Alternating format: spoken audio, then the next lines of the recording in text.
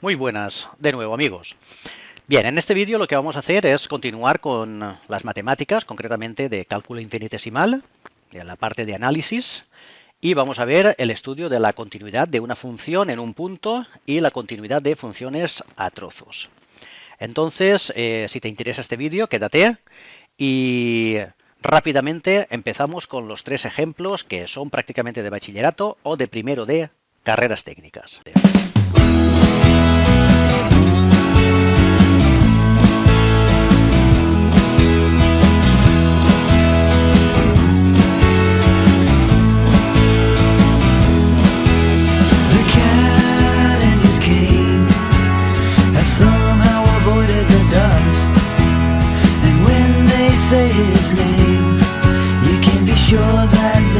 Muy bien, pues vamos a ver la definición de continuidad de una función en un punto. Entonces, una función f de x, definida en un intervalo i perteneciente al cuerpo de los números reales, es continua en un punto a perteneciente a i, si f de x tiende hacia f de a cuando x tiende hacia a. Entonces, se deben de cumplir las siguientes condiciones.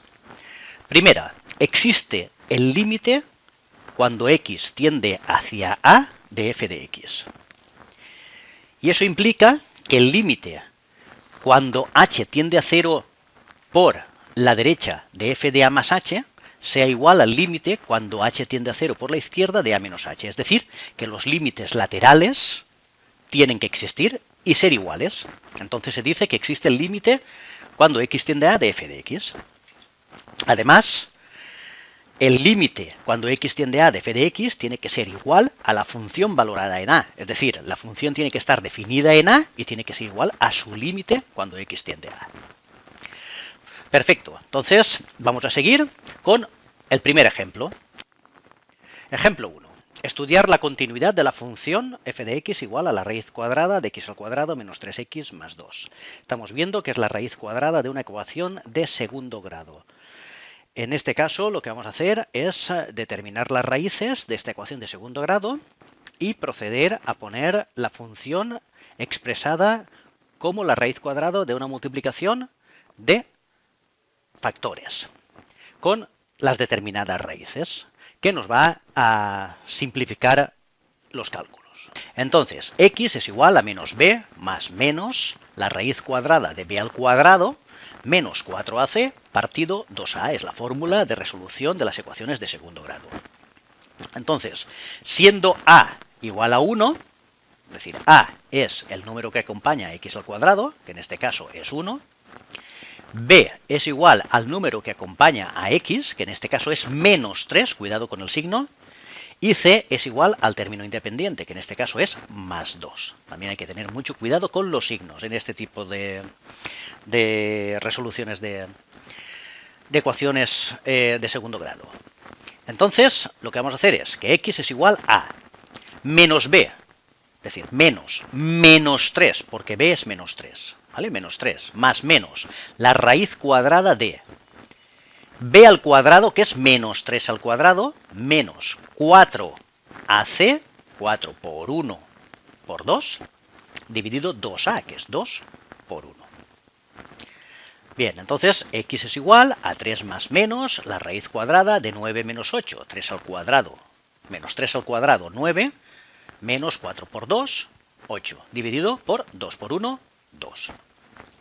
Entonces x es igual a 3 más menos la raíz cuadrada de 1 dividido por 2. Y entonces x es igual a 3 más menos 1 dividido por 2, que nos da x igual a 2, 3 más 1 dividido por 2, 4 dividido entre 2, 2, y 3 menos 1, 2 dividido entre 2, 1. Por lo tanto, las raíces de esta ecuación de segundo grado son x igual a 2 y x igual a 1. Entonces podemos escribir la función como sigue. F de x es igual a la raíz cuadrada de x menos 1 por x menos 2. Lo que tenemos que hacer es restarle siempre la raíz. Entonces, aquí lo que estamos viendo es ya un problema un poquito más fácil de determinar cuáles van a ser los puntos de indefinición o de indeterminación. Entonces, si x toma valores entre 1 y 2 De manera que 1 menor que x menor que 2, es decir, x está comprendido entre 1 y 2, pero ni toca 1 ni toca 2, entonces la función no está definida, ya que el interior de la raíz se vuelve negativo, porque todos los números que resten a 2 van a ser negativos, porque van a ser menores que 2. Entonces la raíz negativa no existe del cuerpo de los números reales. Ahora bien, fuera del intervalo 1, 2, la función sí va a estar definida, ya que para valores de x menores que 1 o para valores de x mayores que 2, el interior de la raíz va a ser positivo.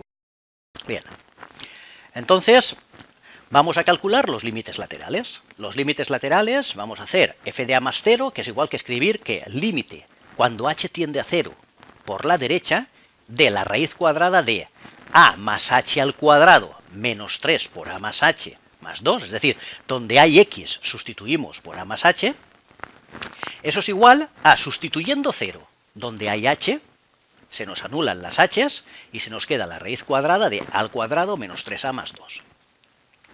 Ahora bien, si calculamos f de a menos 0, que es igual que calcular el límite cuando h tiende a 0 por la izquierda, es decir, cuando tendemos a en valores más pequeños de a, sería igual a menos h al cuadrado menos 3 por a menos h más 2, es decir, donde haya x sustituimos por a menos h.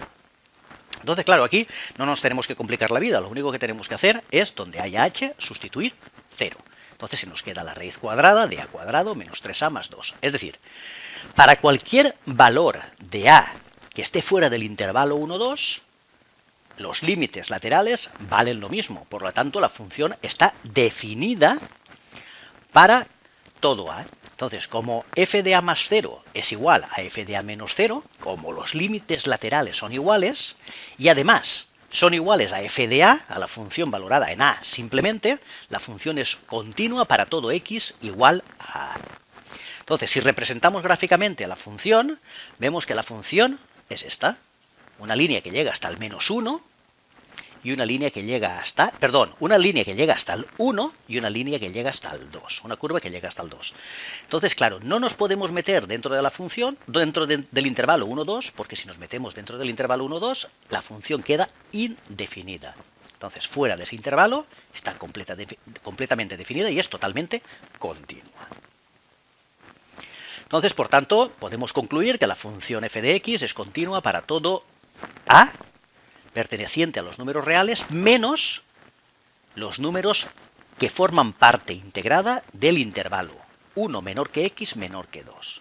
Es decir, el intervalo abierto 1, 2. Bien, en este ejemplo número 2 vamos a estudiar la continuidad de esta función. F de x es igual a e de x. E de x es la parte entera de x. Vamos a ver esto con más calma. Entonces, para una mejor comprensión de lo que es la parte entera de x, representamos la función de la parte entera de x. Entonces, ¿qué estamos viendo aquí? Lo que estamos viendo aquí es que si x vale 0, la parte entera de x vale 0. Si x vale 0,5, la parte entera de x vale 0. Si x vale 0,8, la parte entera de x vale 0. Ahora bien, cuando ya tocamos el 1, cuando x vale 1, la parte entera de x vale 1. Ahora bien, cuando x vale 1,5, la parte entera de x vale 1. Entonces se mantiene siempre el valor de la parte entera de x. Aquí no valen los decimales. Entonces estamos formando una función en forma de escalón, que cada escalón está a la altura de un número, que es la parte entera del número correspondiente. Muy bien, pues vamos a valorar esta función. Aquí ya estamos viendo un montón de puntos de discontinuidad. Entonces, estudiamos para los valores de x pertenecientes al cuerpo de los números enteros, es decir, pertenecientes a z. Entonces, consideremos a un número entero, por ejemplo, el 0, el 1, el 2, el 3, el 4, es decir, cualquier número entero. Entonces, el límite, cuando h tiende a 0, de f de a más h, tiene que ser igual al límite cuando h tiende a 0 de la parte entera de a más h. Claro, la parte entera de a más h, que es a más un poquito, va a ser siempre a. ¿Por qué? Porque si nos cogemos cualquier número, por ejemplo el 2, cuando h tiende a 0, lo que vamos a tener siempre es la parte entera. Entonces, el valor es a. Ahora bien, el límite cuando h tiende a 0 de f de a menos h es igual al límite cuando h tiende a 0 de la parte entera de a menos h. Es decir, si nosotros nos cogemos un número entero, por ejemplo el número 2, si nos acercamos a 2 por la izquierda, automáticamente lo que va a valer va a ser el número 2 menos 1, que sería 1. Entonces siempre va a ser el número a que elijamos menos una unidad. Por lo tanto, como los límites laterales evaluados en cualquier número entero no coinciden, entonces concluimos que la función entera de x, parte entera de x, no es continua para los valores de x pertenecientes a los enteros. Pero es otro cantar si nosotros escogemos un número b no perteneciente a los números enteros. Entonces, por ejemplo, si nosotros cogemos un no entero, por ejemplo el 1,5, tal y como está señalado aquí, nos damos cuenta que nos corta a la función, por ejemplo, en 1. Pero claro, nosotros vemos que si nos acercamos por la izquierda y nos acercamos por la derecha, los dos valores que nos da el límite es el mismo, 1. Por lo tanto, dentro del escalón, en cualquier escalón, la función sí que va a ser continua. Entonces, el límite cuando h tiende a 0 de f de b más h, es decir, cuando nos acercamos por la derecha, es igual al límite cuando h tiende a 0 de la parte entera de b más h, es igual a la parte entera de b. Porque b es 1,5, entonces la parte entera de b, 1. Y el límite cuando h tiende a 0 de f de b menos h es igual al límite cuando h tiende a 0 de b menos h. Claro, da lo mismo, porque si nos acercamos al número b por la izquierda, también nos va a dar la parte entera. Entonces, la parte entera de b. Entonces, ¿qué vemos aquí? Lo que vemos es que para los números no enteros, si cogemos un entorno al numerito muy pequeñito, cuando nos acercamos por la izquierda o cuando nos acercamos por la derecha, nos está dando el mismo valor, parte entera de b. Entonces la función es continua para los números no pertenecientes a los enteros. Muy bien. Entonces vamos a estudiar otro ejemplo. La función f de x igual a x menos la parte entera de x. Bien, vamos a verlo esto. Entonces vamos a representar la función. La función de la parte entera de x menos la parte entera de x, está representada aquí en la gráfica esta de aquí. Entonces, estudiamos para los valores de x pertenecientes a los enteros. Hacemos igual que antes. Entonces, consideremos un número a perteneciente al cuerpo de los números enteros. Entonces, el límite cuando h tiende a 0 de f de a más h, cuando nos acercamos por la derecha, es igual al límite cuando h tiende a 0 de a más h menos la parte entera de a más h. Entonces es igual al límite de a más h menos a. Como h tiende a 0, a menos a, 0. Bien, vamos a ver el límite cuando h tiende a 0 de f de a menos h. Es decir, el límite cuando h tiende a 0 de a menos h menos la parte entera de a menos h. Entonces es igual al límite de a menos h menos a menos 1. Esto sería igual a h 0, a menos a 0 y menos por menos más 1. Entonces vemos que los límites son diferentes. Bien, entonces lo que hacemos es concluir que como los límites no son iguales, pues la función no es continua para x perteneciente a los números enteros. Pero si escogemos un número b que no pertenece a los números enteros, por ejemplo el 1,5, lo que estamos viendo es que la función en un principio sí que va a ser continua en este punto. Entonces, el límite cuando h tiende a 0 de f de b más h, cuando nos acercamos por la derecha, va a ser el límite cuando h tiende a 0 de b más h menos la parte entera de b más h. Bien, pues entonces es igual al límite cuando h tiende a 0 de b más h menos la parte entera de b. ¿Vale? Entonces es b menos la parte entera de b. El límite cuando h tiende a 0 de f de b menos h, cuando nos acercamos por la izquierda, es igual al límite cuando h tiende a 0 de b menos h menos la parte entera de b menos h. Esto sería igual al límite de b menos h menos la parte entera de b. Entonces, como h tiende a 0, al final lo que tenemos es que el límite este nos da b menos la parte entera de b.